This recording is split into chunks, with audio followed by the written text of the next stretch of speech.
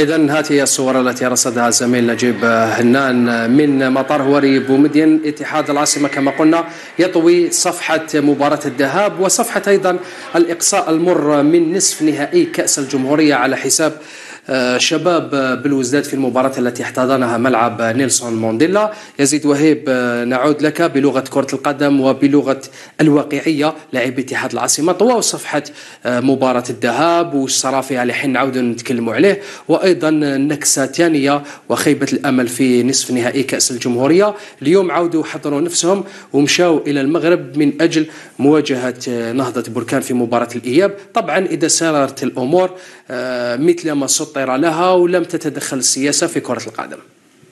لا، اللي اسمها كان واجب عليهم يمشوا للمغرب باش يلعبوا المقابلة الثانية، ولا نقولوا يمشوا لتما ينتظروا وقت ونهار المقابلة باش نقولوا يلعبوا. هذا سبق الأوان. خلاص هذو لاعبين سي دي كومبيتيتور. المقابلة الأولى لم تجرى لأسباب الناس قاع تعرف علمها، والاسما ما عندهاش يعني مسؤولية في والشجرة.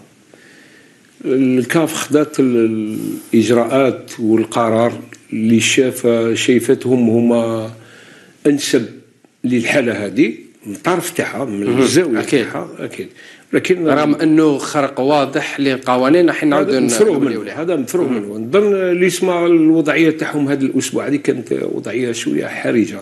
كانوا يحضروا في النصف النهائي تاع كاس الجمهوريه والنصف النهائي تاع كاس الكونفدراليه الافريقيه. المقابله الاولى تاع كاس افريقيا ما لعبوهاش، ما قدروش في الميدان يحاولوا يعني يفوزوا بالمقابله باش ممكن يجوزوا للنهائي. وزاد المقابله الثانيه في بعض ايام بعد 4 ايام مع شباب بلوزداد انهزموا في ضربات ترجيح. نظن بلي اللي اسمها هذا الاسبوع هذا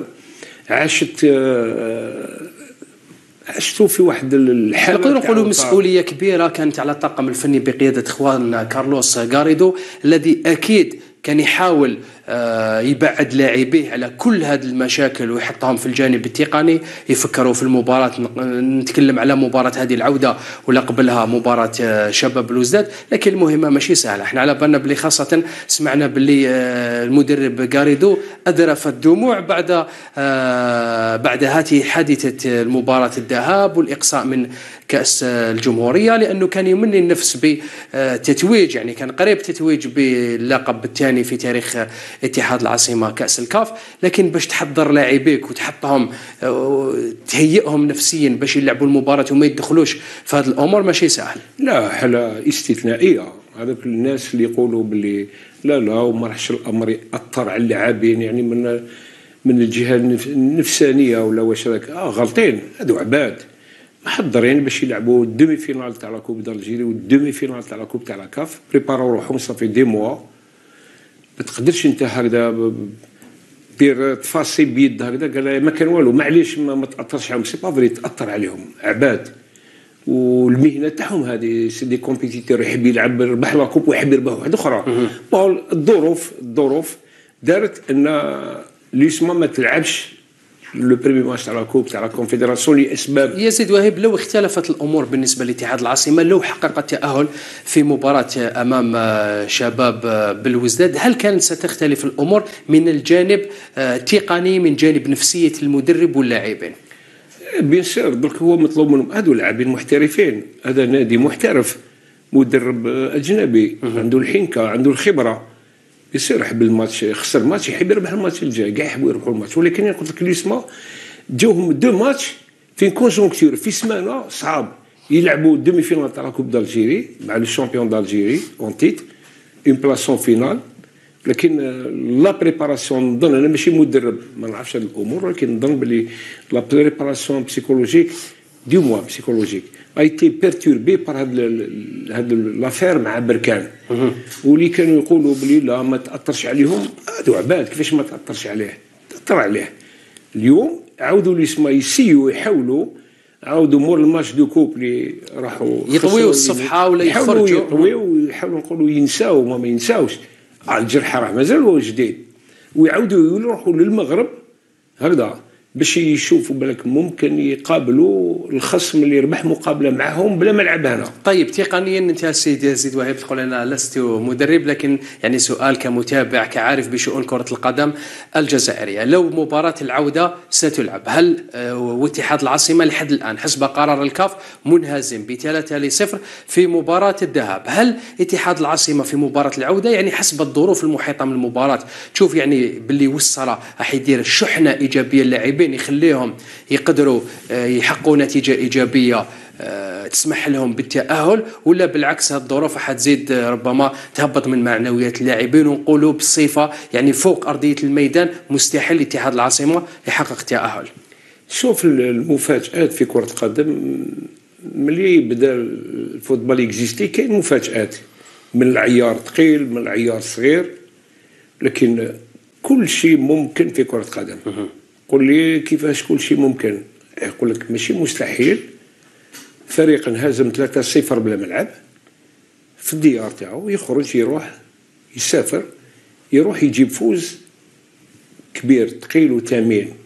برشلونة وما أدراك في الثمانينات لعبوا مع فريق فرنسي مغمور، ربح برشلونة، ربحت في المدينة الفرنسية ماتش هذيك اللي يلعب فيها النادي اللي يلعب فيها حارس ويتأهل بصفة عادية. عاودوا في العودة هذوك اللي كيد فريق صغير غلب برشلونة في برشلونة ب4 وتأهل على حسابهم. لكن الظروف المحيطة نقدروا نقولوا حتشكل حافز إيجابي للاعبي اتحاد العاصمة ليشوفوها مباراة ثأر، مباراة الانهزام، لأنه شيء كبير لو لاعبين يلعبوا المباراة ويسجلوا 4 أهداف ويتأهلوا، يعني حتبقى تكون سابقة من نوعها. ما مشرع الاسم ما راحوش اليوم باش يروحوا يخسروا مقابلة مازال ما خسرتهاش طونك ما لعبتهاش. وهذا الدور تاع المدرب في التحضير الذهني والنفساني والناس اللي في الإدارة تما رئيس الفريق يشجعوا الفريق معنويا هكذا بسيكولوجيا باش يلعب باش يفوز بالمقابلة. ولكن ما تظنش باللي الفوتبال سهل، الفوتبال سهل وكومبلكس en même temps. نتمناو ان هذا هو صار في البريمي ماتش اللي ما تلعبش تكون عنده نتيجة قبل النهائي تاع كوب ان شاء الله. وهذا الشيء اللي انا ننتظره. ان كانت هذه تصريحات غاريدو، هل تعتبرها تصريحات منطقيه بالنسبه للمدرب في وضعيه مماثله؟ ايه بيان سور تصريح شوف منطقي ومن طرف مدرب محترف. ولو كان قال غير هذا يولي ماشي محترف. لا هو مدرب، هو يقعد في البري تاعو في التيران تاعو، راح يلعب مقابله يدير كلش ما في وسعه مع اللاعبين تاعو باش يفوز بها. الاشياء اخرى ماشي امره، هو مطالب بيحضر الفريق باش يفوز بالمقابله بالجانب التقني والبدني والتكتيكي فقط. كل امور يتهم الجانب الرياضي، لا كومبيتونس تاعو، هو يحضر الفريق تاعو باش يربح. والاشياء الاخرى لي كونتينجونس اخرين نو ديبوند با دو لوي. هو قال لك انا نروح مقابله باش نحاول نفوز بها، وهذا واش مطلوب منه. هو تاني تو عاش حاله نفسيه واعره كيما اللاعبين تاعو، ماشي سهله. ما لعبش الماتش وخسر 3-0 صعيب، بصح ولكن ما يقدرش يدير تصريحات وين يقول خلاص وذا، لان راح تاثر على اللاعبين تاعو. هو الدور تاعو يحفز اللاعبين تاعو، يحضرهم ويطلب منهم باش يحاولوا يديروا احسن نتيجه ممكنه كي يخلص المقابله، تم يديروا الحسابات. ولكن هذا الحسابات تاع الدور هذا راهي بعيده مازال ما خلصتش.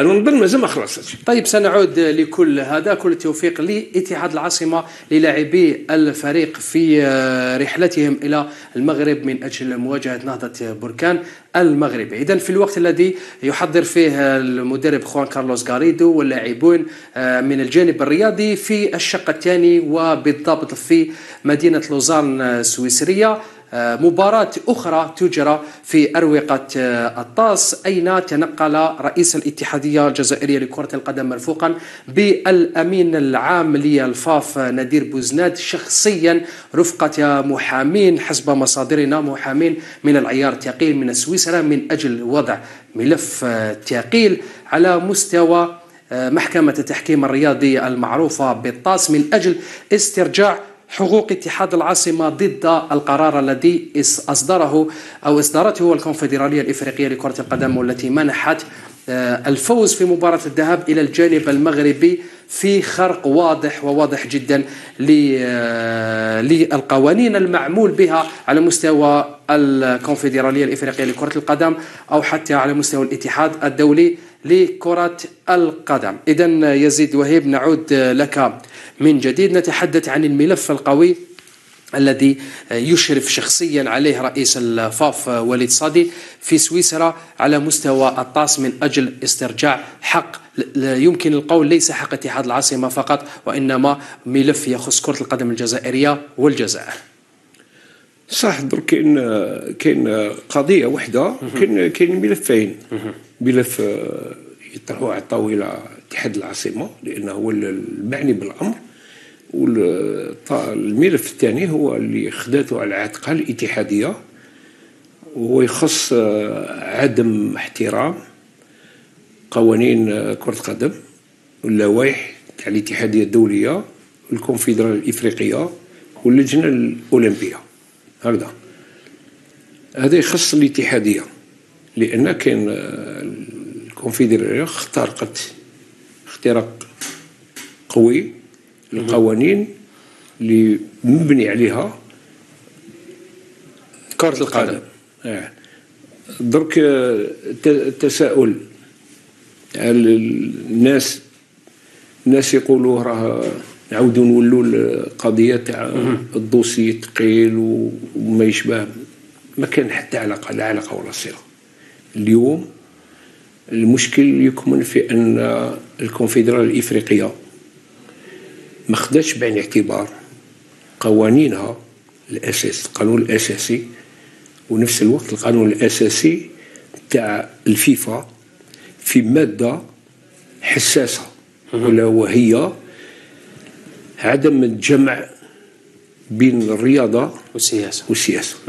يعني ما نكونوش مغلطين، ما نكونوش نايف ونقولوا ما كاش كيفاش يقولوا الخلط بين السياسه والرياضه. كاين في الرياضه كاين في الرياضه العالميه كاين، القاريه كاين، بارتو كاين، ولكن كاين حدود كاين حدود اليوم باش دير خريطه تاع منطقه غير معترف بها محل نزاع وديرها في قميص مباراة، يعني جيت للجزائر تلعب مباراة كرة القدم تمارس أمور سياسية، أمر خطير، وتكون يعني الكاف تكون واقفة في صفك. باش نوضحوا برك في القوانين الوطنية المعمول بها طبعا، المعمول بها قاريا عالميا، يقول لك ما كاينش تدخل بين سياسة ورياضة، ولكن في كل بلد كاين تدخل غير مباشر، تدخل مخبي. اليوم هذا توصفه تدخل مباشر يزيد واحد، هذا خرق واضح علاه ما يقدروش يكونوا زوج واستفزاز طبعا ويتفرقوا في الرأي. اليوم هذاك التوب اللي جابوه الفريق تاع بركان، سؤال هل فيه رمز هذاك التوب هذاك، هل فيه رمز ولا خطاب سياسي؟ هل فيه رمز ولا خطاب سياسي ولا لا انت فيه اكيد فيه اكثر من هذا. كي تقول صح كاين خطاب سياسي والناس كاع موافقه بلي كاين خطاب سياسي في هذاك، الكونفدراليه ما عندهاش حق. واش دارت؟ اعطات فاليدات طلب تاع هذا النادي تاع بركان والاتحاديه تاعو، فاليدات لهم باللي يديروا يستعملوا هذاك القميص ويلعبوا فيه المباراه كاركتير بوليتيك. هاي شوف وليد، هاو القانون تاعهم، هذا لو ريغلومون دو ليكيب لو ريغلومون دو ليكيبمون دو لا كاف اللي راهو يظهر على الصوره طبعا. او قلت لك فيه من قبيله فيه شحال، فيه 54 صفحه 54 صفحه. شوف في الماده تاعو، ماده 59 واحد الينيا يقول اشهار تاع سبونسور ولا هذاك لو ميساج دو ناتور بوليتيك سون انتردي في الملابس. هذا الماده 59. الماده 60 ايكيبون دون لا سيرفاس دو ريباراسيون، يزيد يعاود يكرر يقول الماده 60 طبعا، ماده 60 ماده ثانيه تو ميساج عطاها لنا الزميل المخرج شايف على الصوره طبعا.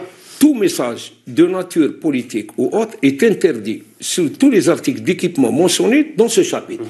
Strictement interdit. هذا قانون اللي درته الكاف سندا للقوانين تاع الفيفا، داروا هذا قانون تاعهم تاع الفاف، هذا اللي قال لك يشاورك ويخلفك.